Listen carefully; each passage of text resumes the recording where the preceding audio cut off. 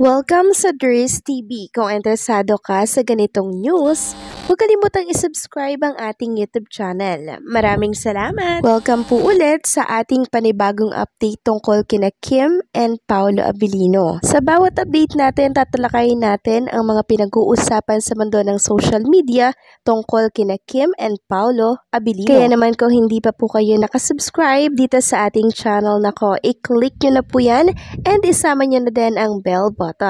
So, ayun, welcome back again sa ating YouTube channel mga kakimpaw. And sa update natin ito, ang pag-uusapan natin ay tungkol po sa mga importanteng kaganapan kina Kim and Paolo Abilino ngayong araw po yan ng Miyerkules. So, ito na po yung pinaabangan ng lahat ng Kimpaw Nation, yung tungkol po sa malaking project ni Kim and Paolo Abilino na siyang ikakatuwa po ng lahat. Pero bago yan, sinilip ko muna si Chinita Princess dito sa It's Showtime kung present ba siya dito. At ayun, present naman po siya mga kakimpaw at makikita nga dito na long hair pa din siya.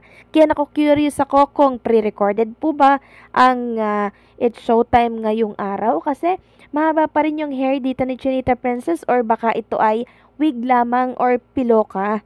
Pero nakita na nga natin yung new look ni Chinita Princess sa kanyang short hair. Napakaganda niya.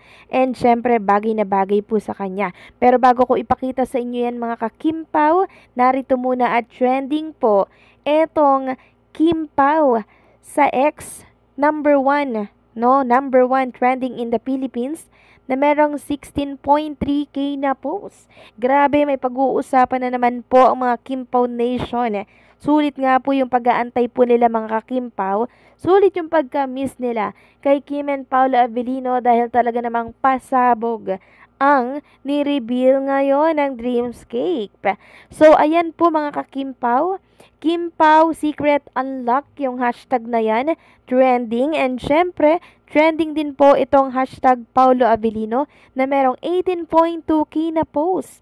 Trending nationwide. And syempre itong Kim Chu trending din dito sa X pang 7 spot mga kakimpaw. Grabe, 'di ba? Unang patikim pa lang po yan ng Dreamscape pero talaga namang pinag-uusapan etong Kimpaw at yung bago nilang series. So ano po ba ang inilabas ng Dreamscape kanina? So eto na po mga kakimpaw, I'm sure napanood nyo na rin po ito pero tatalakayin pa rin natin ito kahit na napanood nyo po. Okay? Sabi dito ng Dreamscape, every detail counts. May hindi sila sinasabi and we're about to find out. The Alibay po ang title ng series ni Kim and Paolo Abilino coming soon. So eto nga po ang mababasa dito, ABS-CBN Studio present a Dreamscape Entertainment production, The Alibay, starring Kim Chu and Paolo Abilino and written by Danica May S. Domingo, directed by F.M. Reyes and Jojo Sagin. Pinakita din po dito yung company ID ni Paolo Abilino, mga kakimpaw. Ang pogi niya dito ha, bagay na bagay sa kanya yung kanyang haircut. So ang pangalan po ni Paolo Abilino dito sa The Alibay ay si Vincent Cabrera Press Association. Dito po siya sa Cabrera News, no? And syempre, ang pangalan naman ni Kim Chu dito ay si Marie Morales. Makikita nga dito yung mga document ni Stella Marie Morales, mga kakimpaw. Meron dyang camera. Meron din po ditong yung mic, no? And syempre, may lipstick, may foundation dito. So, ito siguro yung mga na-recover na gamit po ni Stella Marie Morales. So, then makikita din yung blood spot. So, medyo na-curious ako. Exciting po itong series na bago ni Kim and Paolo Abilino. Medyo mapanakit to mga kakimpaw. Medyo may pagka-action ito at mukhang magkaaway dito si Paolo at si Kim Chu. Parang may investigasyon na nangyayari sa pagitan po ni Kim and Paolo Abilino, di po ba? Kasi makikita dito yung mga na-recover na gamit nila. So ngayon pa lang po na nilabas ng Dreamscape etong series ni Kim and Paolo Abilino, mga kakimpaw. Grabe yung excitement ko. Parang hindi na ako makapag-antay na gawin nila etong project nilang to. Kasi parang kakaiba ito Kakaiba yung atake ni Kim and Paula Avellino dito And eto nga po yung mga komento ng mga Kim Pao fans na makita po nila ito. Sabi ng isa, grabe, ito na. Grabe nakaka-excite. Mukhang makapigil hininga yung story. So, parang may pagka-action mga ka-Kim Pao yung series, no? Ni Kim and Paolo Avellino. So, kaya pala pinaputol talaga ni Kim Chu yung kanyang hair, mga ka-Kim Pao. Sabi ko sa inyo hanggang batok lang po yung kanyang buhok. May pagka-bob cut. Sobrang sayang ng hair ni Chinita Princess, no? Siguro iniyakan niya po ito kasi alagang-alaga niya po mga ka-Kim Pao yung kanyang mahabang buhok. Pero okay lang naman, bagay naman sa kanya mga ka-Kim Pao. Tapos, medyo mature yung role niya dito Mukhang mapangahas, mapanakit, no? Etong The Alibay at ang dami nating tututukan dito. Sabi nga dito, Kim Chu and Paolo Avellino magsasama na muli sa upcoming kapamilya thriller drama series ng Dreamscape Entertainment na The Alibay.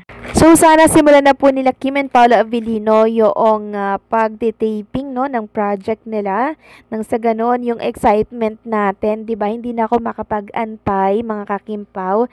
To the highest level talaga yung excitement ko dito nang makita ko nga po itong mga inilabas ng Dreamscape na mga picture para po sa series ng Kim and Paolo Avellino na The Alibay. Mukhang ang dami nating tutuklasin dito at aabangan. And sa mga nagtatanong po ng pa-press con, wala pa po mga Kim Pao pero baka tingnan natin mamaya, baka magkaroon po ng pa-press con etong Dreamscape since ni-reveal na rin po nila etong upcoming TV series ni Kim and Paolo Avellino. Kaya nga po sabi nila sa isang post nila, may hindi sila sinasabi and we're about to find out.